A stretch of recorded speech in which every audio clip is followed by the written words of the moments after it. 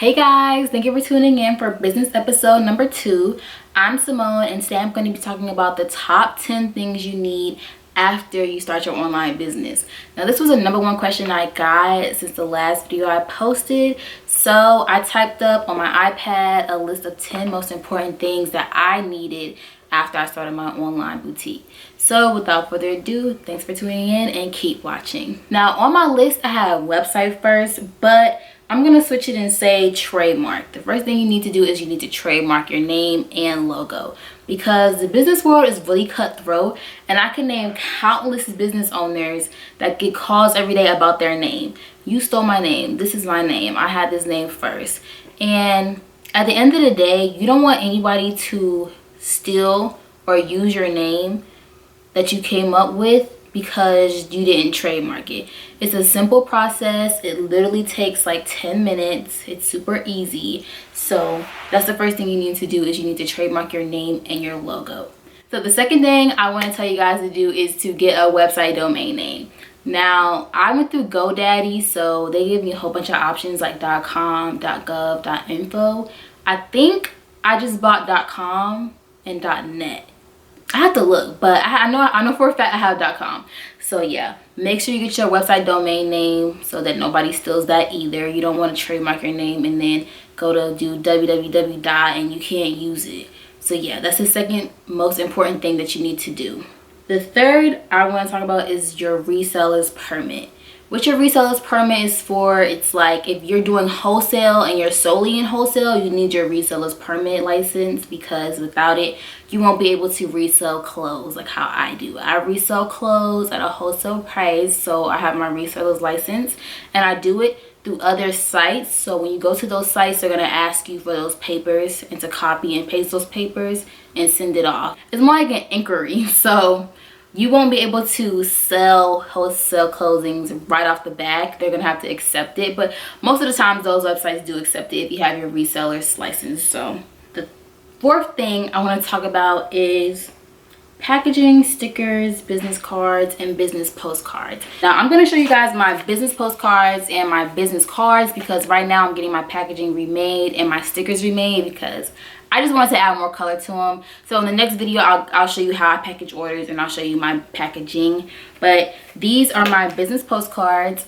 I put a discount code on them, so when someone orders, they'll be able to use this on their next purchase. And then I have my business card.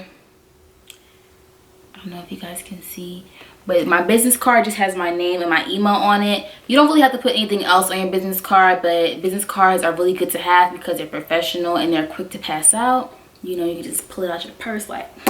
And yeah, now if you're a guy, it's good to have business postcards, because those are also easier too. Like, hey man, like, boom. So yeah, these are just really good to like pass out and put into packaging. It also spreads brand awareness. You can put this in everything, literally. The fifth thing that you need after you start your business is to have a CPA. CPAs keep all your books together. They keep all your taxes together, because during tax time, they're going to be calling like, hey, you didn't pay your taxes. And you're going to be like, So when they call, just be like, here's my CPA's number. I'm going to call him real quick and I will get back to you. It's more like keeping everything organized, keeping your revenue organized, and keeping your sales organized. The next thing you need to do is you need to find a website to make your website on. Now, a lot of people ask me what my website is through. I use Squarespace. Squarespace was just really easy for me to work. It comes with a template and you just kind of plug everything in. Like, I heard Wix was really hard, so I didn't want to take the Wix route. And then I heard, what was that other site? I forgot the other site name that people were telling me about. Oh, Shopify. I heard Shopify was just not that good either. So I use Squarespace. It's $20 a month. It's not that bad. It's cheap and it's easy to use. It's user friendly. And the next thing I want to talk about is having a mailing list.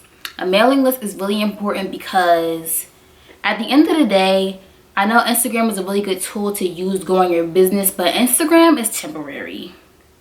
Like, it could be here today and gone tomorrow, especially with the changes that they make. Like, y'all, Make sure you have a mailing list, because if Instagram is gone, you could continue to email your people. You could continue to stay in contact. That's really important. Make sure you put your email in your social media bio and tell them to sign up. Oh, people always ask me how I make my little cute animated flyers. I use Canva. Okay. It was a little hard to use at first. Like my very first flyer, it literally took me like 2 hours. But once you get the hang of it, it's actually really easy. Like, I use Canva for everything, because all you have to do is plug in everything. You don't have to like start from scratch, and they already have templates. They already have like everything in that little one app. I use the Canva app. It's easier for me, but they do have a website version, so you can do that too. Okay guys, my favorite part, organization. As a business owner, you're doing everything by yourself, so I advise you to have a binder, especially if you order a whole bunch of things at once. Now my binder has all of my invoices, like from the very first day, because you're gonna need these for your taxes, and they're gonna call you when it's tax time. So when it's tax time, all you have to do is go to your accountant, give them this binder, boom, you're done. Like, it's super easy. It keeps you super organized. You won't get confused about what inventory is here, what inventory is not, how much inventory do I have. All you have to do is just look in your binder, go to the page, and boom, that's it. The last thing I want to talk about is inventory and packaging.